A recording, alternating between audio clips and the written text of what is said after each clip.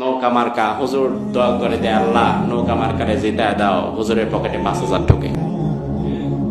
মাগরিবের পরে আসছে ইগল মার্কা, হুজুর কয় আল্লাহ ইগল মার্কারে জিতায় দাও। হুজুরের বাম পকেটে আরো 5,000 ঢোকে। এশার পরে আসছে কি ট্রাক মার্কা, হুজুরের পকেটে আরো 5,000, কয় আল্লাহ ট্রাকরে জিতায় দাও। হুজুরের পকেটে আরো 5 ঢোকে। আল্লাহ কয় বান্দা জিতবে, প্রার্থী দাঁড়াইছে 3 জন, জিতবে 1 জন, তুই তো দোয়া করলি সবার জন্য। আছে না নাই? মুনাফিকি বাদ দিতে হবে, কারণ এক মুখে নানান কথা, যার তার জবানের দামও আল্লাহর কাছে নাই।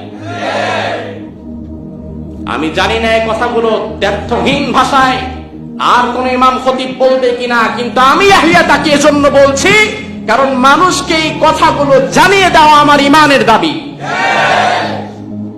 বললে আপনি রাগ করবেন, আর না বললে আমার আল্লাহ রাগ করবে।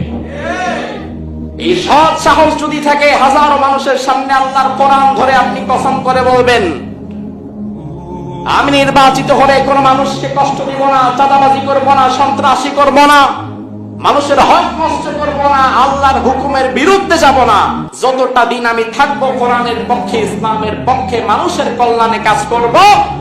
আল্লাহর কসম করে বলছি, এই ওয়াদা যদি আজকে আপনার নেতা আমারে দিতে পারে, আমি হাজার মানুষ